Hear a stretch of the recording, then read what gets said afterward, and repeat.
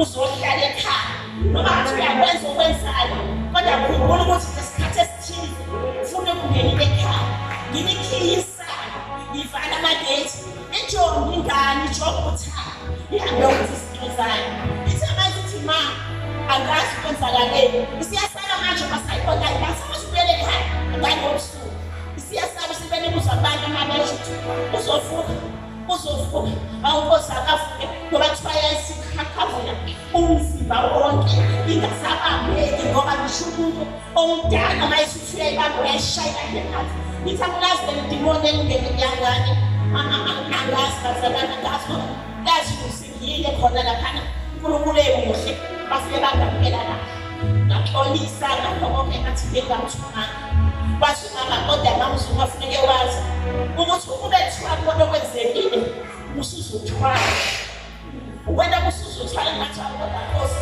bengizothwala ngani ngathi kodwa uNkulunkulu bezokwenza icebo ithi amasifika ngathi lalela lomntwana alodlale phansi ngifese ngitshela wayeka inkonzo waphuthuma impela sezweni ngitshela ngithi hambe enkonzweni usushiko yeba ukhonzi nami ngathi nemali lakho khonza lo ushiyelele engabe yahambe enkonzweni ubuye uNkulunkulu akahlulelani kodwa manje lento osuyenza mina isingiphatha kakhulu angisazi sebenza noma usathanda nemphile noma usangathandi ngoba nokwenzeka ingathi engangothi usefile ngoba ngisicela ngoba phela kuyenzeka ukhuza ukuthi ibantu bamlanga ngisicela wathi ma yazi wabonile amaphutha sengiyabona manje sengiyile futhi ngayoxolisa nasibana nawe naye umntwana wathi ma esiphuze sonke ukuthi kwenzakaleni nami ngazi kodwa nje ngicela ukuthi abuye ngoba ngasekho wasekhaya ngicela abuye bafonelana-ke ikhona laphana washo umfana athi ma mfethu ubuye useyakhala manje ngoba ungawumfani ukuthi besengisabe ukuthi angathulakale phela ngoba kuzokwenzeka thatha isiqumo sokuthi ayibulali baleni ngoba manje akazi ukuthi isimo sisale sakanjani engithi bazalwane uNkulunkulu emuhle ngiyabonga kuba kwangasangenzela bona empilweni yami ngibonga ibandla engingaphansi kwalo ngiyabusiseka kakhulu inkinga zami ngithatha ngishiye ekhaya ngize enkonzweni okafuna ukungilandela kwakhe kodwa inkinga zami ngishiye ekhaya ngize enkonzweni ngibuye ngithi Nkosi angifuna ukuyixosha njengoba ngibuya ngisafuna ukuyixosha ngifuna ukungena ngaphakathi sengifile uthi ngoba ngisathi yazithile ngani ave ngasabusisa ngathi sengiphelele nje ukuthi ngoba akungakazi ukuzwa manje ongisize kuphela ngoba kangisamazi basakani bengihlala abantu ngabangazi kodwa manje angazi lesithi hayi ngathi asiwele ngithi exciting ngathi edema akusiwe wena suthula kanje uthi ngoba sethi ngoba kuthekela kahle imali ngishiye aningiyeke bazana kusafuna bazale ngiyalibonga lelibandla ngimfundisa ukuthi ngize sengimdala ngiyeke la ngiyenyuka kodwa ngaphuma sengiyenyuka haleluya basana haleluya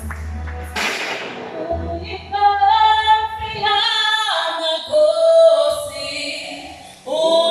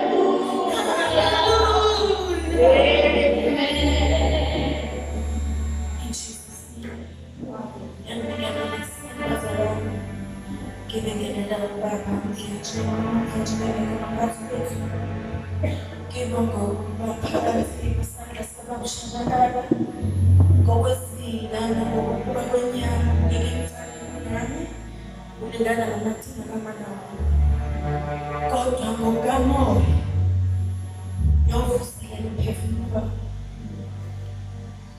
ngikhona ephansi abazali abasisiwe ngiyayazi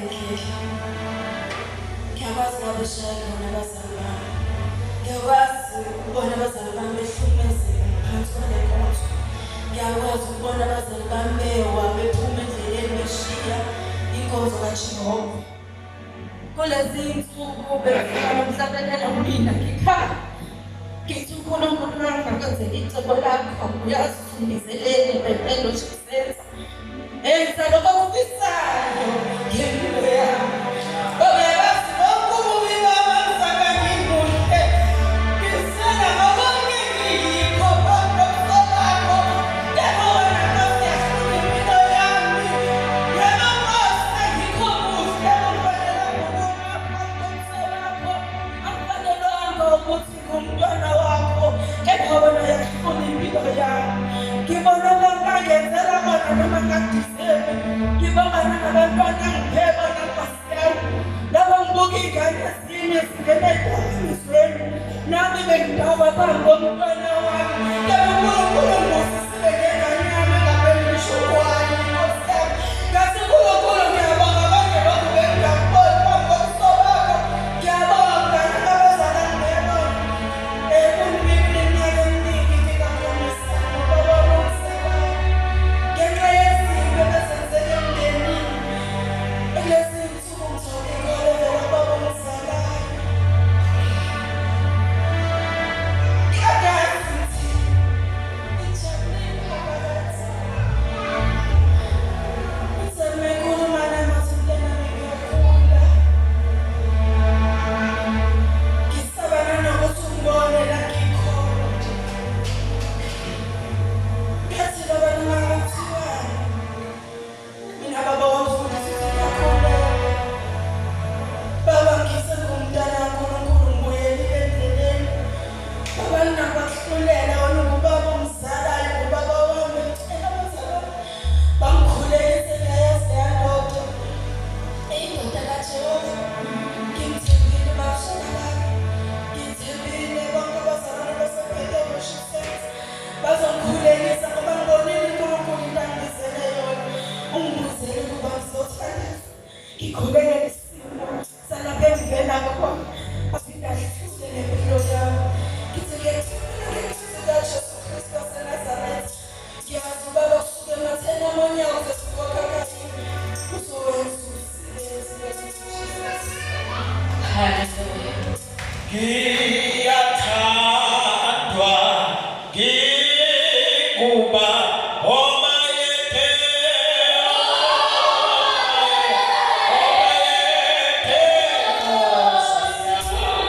ngiyathandwa ngikuba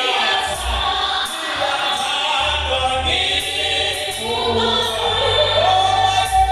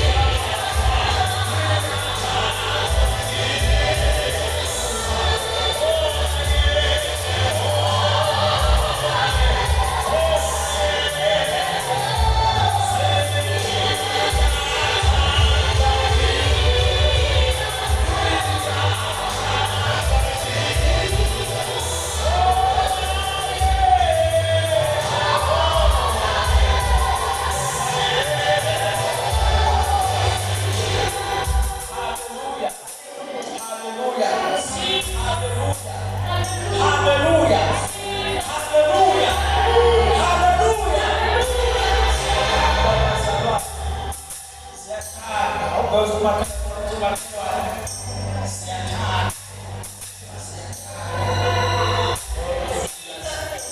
uthanda kangcono unomndeni yethu bonke abaNkosi uthanda kangcono kunehlobo zethu uthanda kangcono nabo bonke abantu alibonke kaJesu ngifuna sikunekele bazalwane bese siyezile Nkosi egameni likaJesu.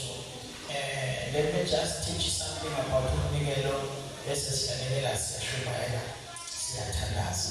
When you read uMark chapter number 9 sabe nje ulombela lithi iBhayibheli uJesu kuwangenisa endlini yakubo kaLazaro usanda sikhulu lapho emuva nomkhosi ukenza disturbance. Lithi iBhayibheli uJesu ukuwangenisa endlini kaLazaro ngoba uJesu njalo uma eseBethania wayefika ahlale endlini kamngani wakhe uLazaro. uLazaro wayenosisi ababili oqala igama lakhe nguMaria lo engizokhuluma ngaye oyisibili igama lakhe linguMartha alibonke igama leNkosi. uMartha wayepheka ngamanye amazwi wayewuchef uMartha alibonke igama leNkosi. uMaria wayenomsebenzi wokudayisa umzimba wakhe ngamanye amazwi wayeprostitute alibonke igama leNkosi. alibonke igama leNkosi. Hallelujah. iBhayibheli baseSinomaria kathathu ungadidwa abantu bethunina kaJesu was a prostitute noma wayesifebe bajwayele ukusho njalo abantu ikhona bazalwane. Sinomaria kathathu eBhayibheli Sinomaria unina kaJesu Sinomaria wesikhuluma ngayo mfabo kaLazaro bese siba noMaria Magdalene ikhona lithi iBhayibheli uma uJesu engenisile endlini kaLazaro kanti uMaria lo owayeprostitute edayisa umzimba lithi iBhayibheli unomsebenzi wakhe awenzayo mfethu uyanda wayefike njalo uma eseqeda ukusebenza athathe imali ayenzile bakusibo ayithathe ayothenga amafutha ogama lalinge alabasta iperfume yamafutha. Lithi iBhayibheli uma ethenga le perfume ayithathe ayoyithela kujaha abamazi ayithele emphongolweni ikhona abantwana. Lithi iBhayibheli uthe umphongolo usugcwele ikhephi lithi uNkulunkulu le perfume uma isigcwele umphongolo yayilinganiswa nemali yokuhola wonyaka wonke. Ikhona bazalwane hayi wonyaka yonke but wonyaka wonke. Now the Bible says uthe uMaria uye emsebenzini wakhe wokuyolala namadoda athola imali. Lithi iBhayibheli bamnikiwe ufike endlini kanti ukufika kwakhe kwanamhlanje akusafani nayizolo akusafani nakuthane. Ufike endlini ufike inkosi yamakhosi ihlezi phakathi endlini ikhona abantwana. Lithi iBhayibheli uma esendlini ekufika kubona uJesu waqala wabona simbula ama-rights engafanele. Lithi iBhayibheli wabheka ama-rights wabona engafanele wathi mayebheka ney'ngubo wayibona singafanele wakhumbula ukuthi kune-perfume elinganiswa umholo wonyaka wonke. Likhona bazalwane mhlabene ngoba kababa yalahlela kuwo lo msebenzi. Lithi iBhayibheli wathi mayebheka I just suspect ukuthi leculo elithatha okwelele lizokunika uqobo lami lavela lapho.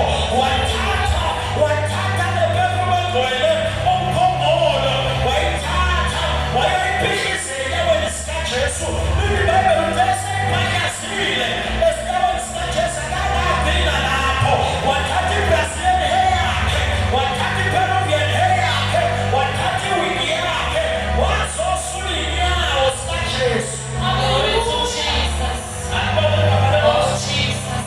iBhayibheli wasula inyawo likaJesu. Oh, Jesus. Wathi bekomphela uJudasi wayedla imali wayotreasure kodwa ethola amantshontshe emalini kaJesu.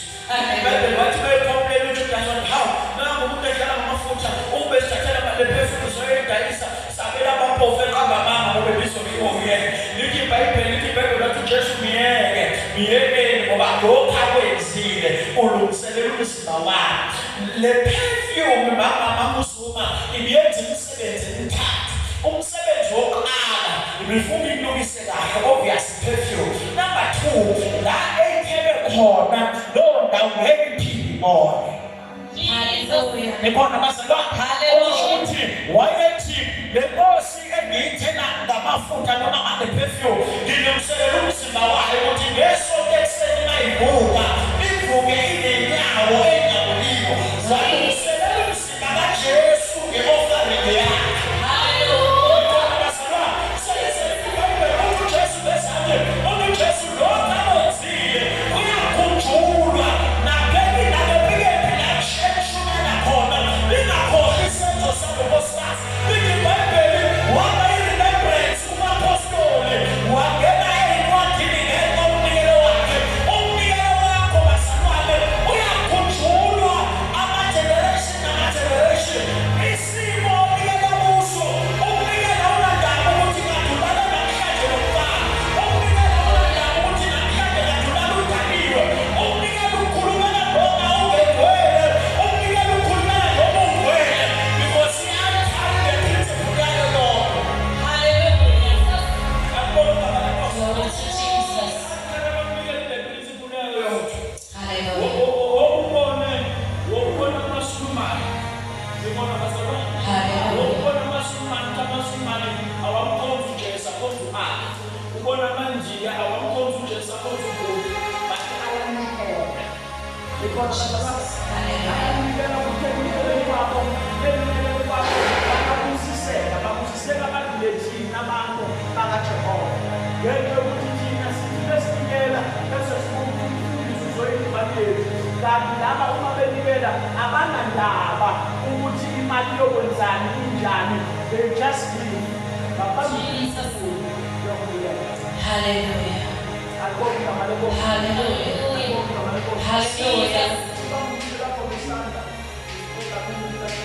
Jesus.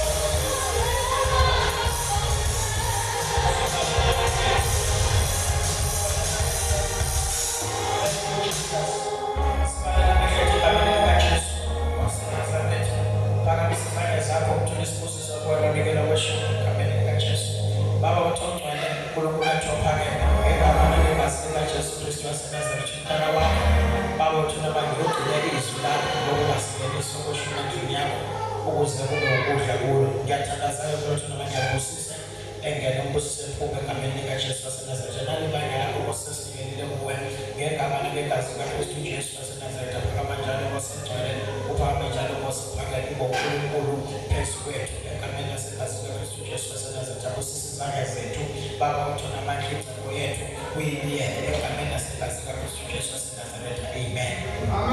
Sisabe sisahlala phansi bazalwane, asithulisile straight ezwini likaNkulunkulu egameni likaJesu Kristu waseNazaretha.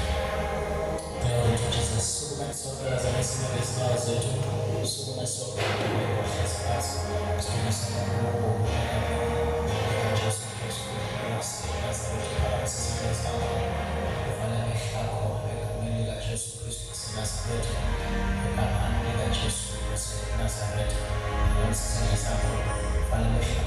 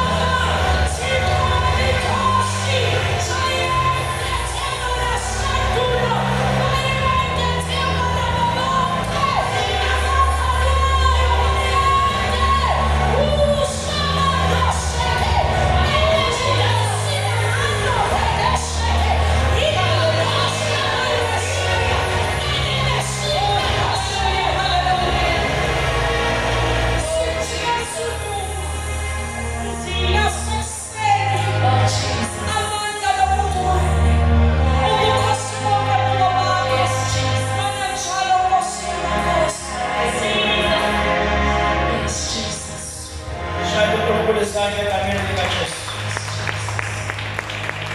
Thank you, Jesus. Exodus chapter 1, verse number 8 to verse 20, to verse number 12. Egameni likaJesu waseNazaretha. Mangizwi sekuwe Jesu.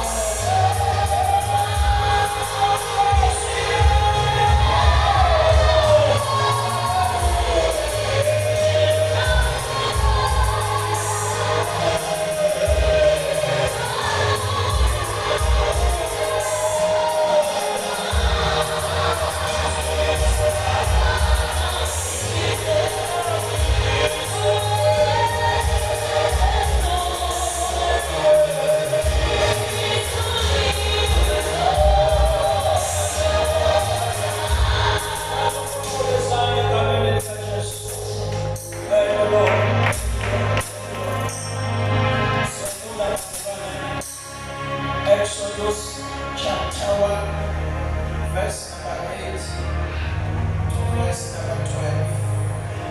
Thank you, Jesus. Now a new king arose over Egypt, who did not know Joseph.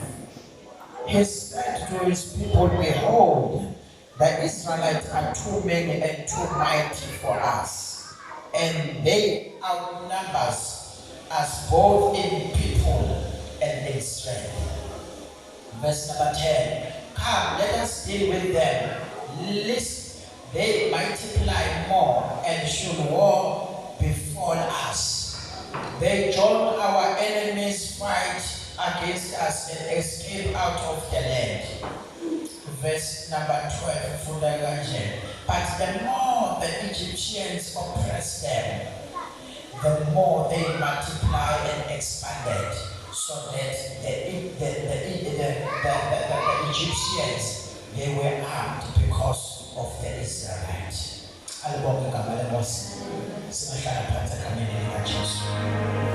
Now, namhlanje ngifuna ukukhuluma ngomyalezo wokuthi sithi singena amen. Already. Sunday school, teacher Sunday school in quarantine kwa wasikia pasa nisema jasho na maji.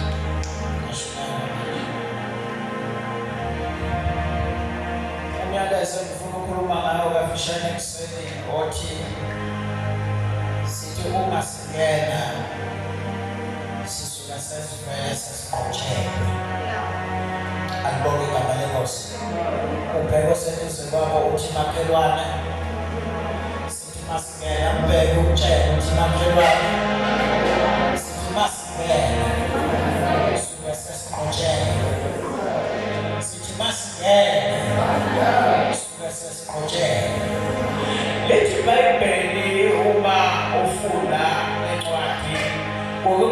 a new king, Peso was Egypt, little Pharaoh. Pharaoh is not a name, but it is a title, or he is called, and yes, as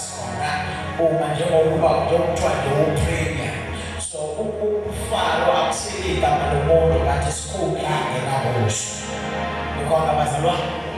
So the Bible, go upon the Pharaoh, was celebrated, all the mass, which Joseph and Mohammed Israel, who was celebrated, it is wabasendibhithe wakhula uIsrael wanda kunabantu basendibhithe alibonke igama lenkosi waba mkhulu uIsrael ezweni elingasikelayo wanda uIsrael ezweni elingasikelayo alibonke igama lenkosi iBhayibheli banda baze baba abaningi kunabantu besizwe sakhona wena wabona iSouth Africa ukuthi abantu baseSouth Africa sebebancane kunabantu abakhambe emazweni angaphandle babuyisile esikanjalo nasendibhithe ukuthi babe baningi ama-Israelites bebancane abantu basendibhithe kunama-Israelites alibonke igama lenkosi nawo ilizwi likaNkulunkulu uma besendibhithe uma beboshiwe endibhithe kukhona iy'gqila abenziswa bona endibhithe ngenxa ukuthi bangabantu abezwe elingasilelanga abahlezi khona iBhayibheli kunezinto ababezenza bephakathi endibhithe beboshiwe phakathi endibhithe ukufunda iBhayibheli ayidingi ungene esithatha namba 15 lithi uNkulunkulu uJobe ukhuluma no-Abraham uthi Abrahamu isizwe sakho Israyeli inzalo yakho uIsrayeli uyakuba ngumfokazana ezweni elingasilelanga lithi uNkulunkulu uJobe atshela u-Abrahama ngombosha uka-Israyeli uIsrayeli engalali khona likhona bazalwane uNkulunkulu wakhuluma no-Abrahama uIsrayeli ungakanyathelishe emhlabeni uIsrayeli ungakanyathelishe ey'mbilini zezizoma nabo lithi iBhayibheli uNkulunkulu ukhuluma no-Abrahama u-Abrahama akakazalishi indodana eyodwa kodwa uthi uNkulunkulu u-Abrahama isizwe sakho inzalo yakho uIsrayeli uyakuba ngumfokazana ezweni elingasilelanga bayagqilazwa for more than 455 years besendibhithe alibonke igama lenkosi uNkulunkulu wakhuluma ukuboshwa ka-Israyeli uIsrayeli engakafiki emhlabeni but ekukhulumeni kokuboshwa ka-Israyeli lithi iBhayibheli uNkulunkulu wangagcina ngokukhuluma ngokuboshwa but wakhuluma nale-victory ukuthi yisebenza abafokazana bezoboshwa but after 450 years mina Jehova ngiyabakhulula ngoba uNkulunkulu akakhulumi ngokuboshwa kwakho engeke aze akhulume ngokukhululeka kwakho uyakhuluma ngokuopressa kwakho ebese ekhuluma ngenkululeko yakho uyakhuluma ngokugula kwakho ebese ekhuluma ngokuphila kwakho uyakhuluma ngenhlupheko yakho ebese ekhuluma ngokucebo yakho alibonke igama lenkosi Hallelujah. lithi iBhayibheli yavuma inkosi eyayingamazi uJoseph lithi izwi likaNkulunkulu wahlanganisa isikhungo sakhe wathi funa bebe namandla phezu kwethu asibacindezele bangabi nawo amandla amikhono bazalwane asibacindezele bangabi nawo amandla ukhona umuntu okamsondela ngokuthi unamandla phezu kwakhe ukhona umuntu okamsondele ukuthi i-territory yakhe ufuze wa-expanda kuyona ngendlela exakile alibonke igama lenkosi umuntu akusondele into engekho ngenxa yokuthi umkhulu ngaphezu kwakhe abantu bazalwane abasicindezela hayi ngoba sibonile kodwa abasicindezela ukuthi basibona siyaphakama bazalwane abasicindezela hayi ngoba besisonda noma hayi ngoba samahlele ezinto ezithize zabo bakinto abasondela yona ukuthi basigcine siphansi beba basibona siyaphakama abangene basondela izinto ey'phathekayo bazosondela ukuthi siyaphakama basibona ngabe siyafa khona beba basibona siyaphakama esicindezela beba basibona siyaphakama iBhayibheli banancindezela uPrestaka 12 kodwa bathi bebancindezela kwaba yilaba abantu khona kakhulu yesimo sabebezela ukuthi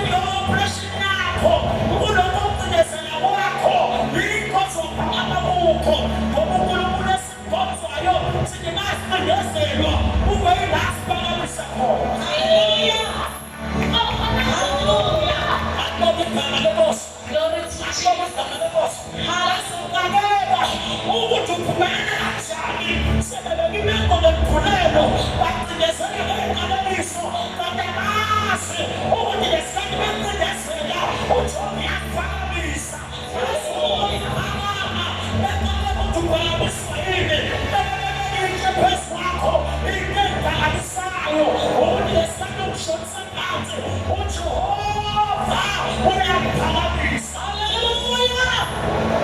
Oh,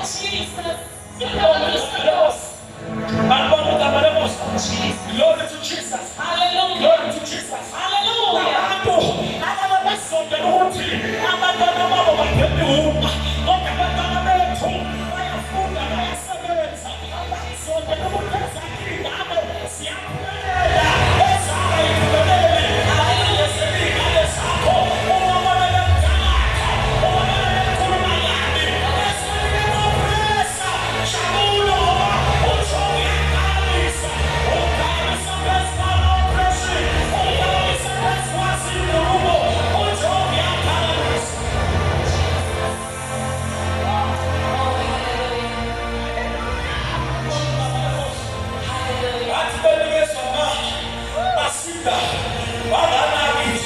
Well,